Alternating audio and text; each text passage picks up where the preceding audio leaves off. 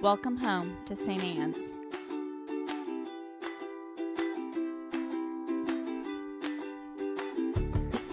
We want you to know that you're welcome to join us at 10 a.m. on Sundays. Please be sure to hit subscribe to receive our sermons. We can't wait to meet you. Everybody knows that there's one rule on a road trip. Yeah, don't fall asleep. Like, your job is to stay awake on the road trip. Jesus, you had one job. One job, Jesus. Okay, so anyway, our story today goes roughly, I thought that would be funnier. It was funnier in my head. Yeah, man, ouch. Ouch, St. Anne's. Ouch. Anyway, okay, so our gospel today goes something like this. Jesus is done hanging out with the crowds because it's been overwhelming and it's been crazy, and he's like, guys, we got to get out of here. And as all sailors know, nighttime is probably not the best time to get out on the water. You usually wait for morning. But Jesus is like, guys, we're going. We're going. He's that road trip person that's like, we're going. And so they go, and he falls asleep.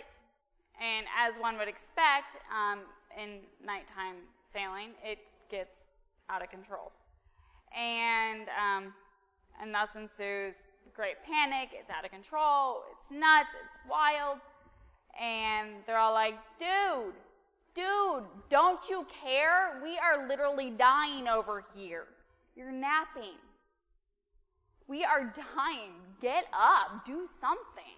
We're freaking out over here. And he wakes up and he's like, what? It's fine. It's fine.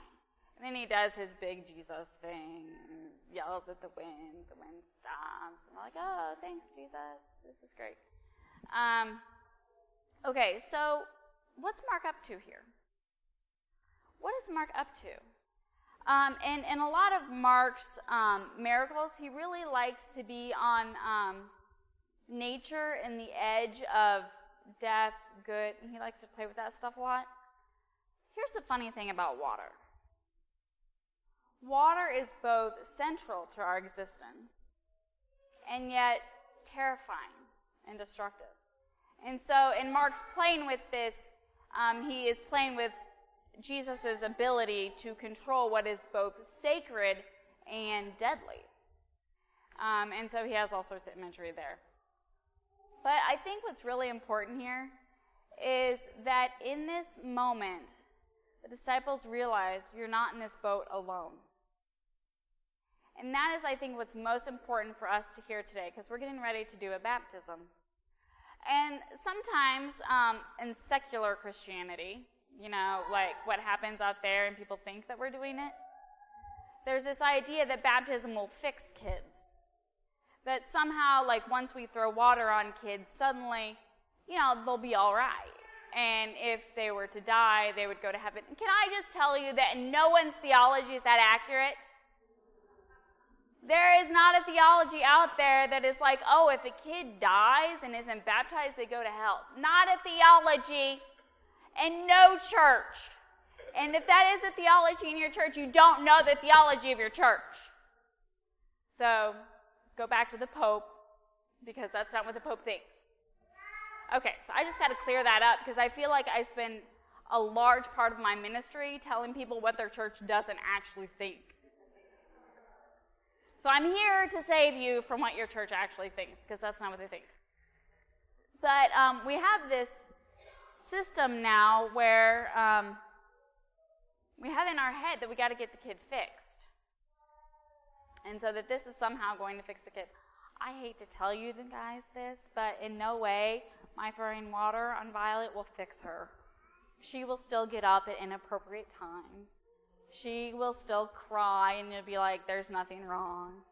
And as she gets older, she will still be 13. And I work in middle school, so I know 13-year-old girls. I was one time. I can't fix that. There is nothing I can do here sacramentally that will undo 13-year-old girl. God help me, I wish I could, because I'm going to have to. And I'm going to need you all then. Okay, so, but what is baptism really? Baptism is the realization that we're not in this boat alone. And that's really, really important, because the water out there, it can be beautiful and it can be clear and it's wonderful and it's calm and it's peaceful and relaxing. And that water out there can be absolutely deadly and tumultuous, and you feel like it's going over your head and you'll never reach the surface again.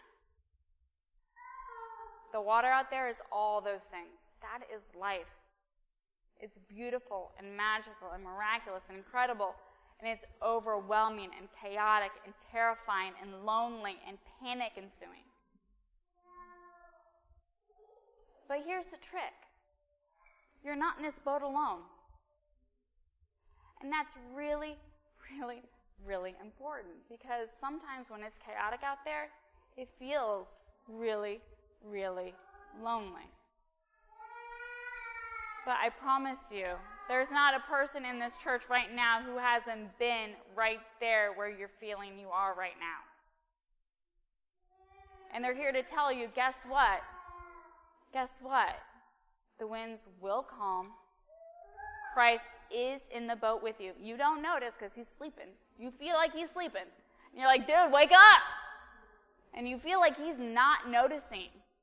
He is. He's there. I promise you. And guess what? We're in that boat too.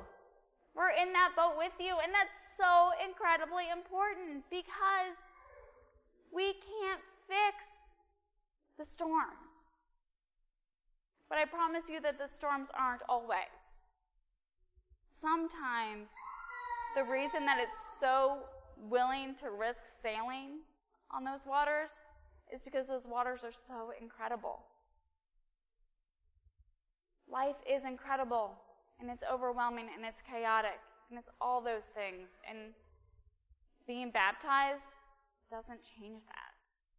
It doesn't mean that the winds don't come. It doesn't mean that the waves don't come. But it means that you're better equipped for the calm. And you're better equipped for the storm. And guess what? You're not the only person in that boat. You've got other people in that boat. And most importantly, you've got Jesus. And it feels like Jesus doesn't notice sometimes, doesn't it? Am I the only person here who's like, dude, now would be a good time to show up. Is that just me? Please tell me that's not I realize the first joke, totally bombed, but I better not be the only person who feels that way. Dude, now would be a good time. 5 years ago would have been a good time. Now would be great. But I promise you this, Jesus is there, and God is there. And none of us are in this boat alone. That is what I promise you in baptism. So with that, I say to you, welcome aboard, Violet.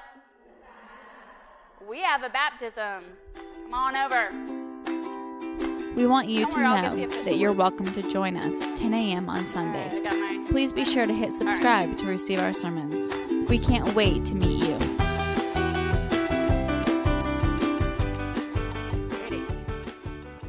The candidate for holy baptism will now be presented.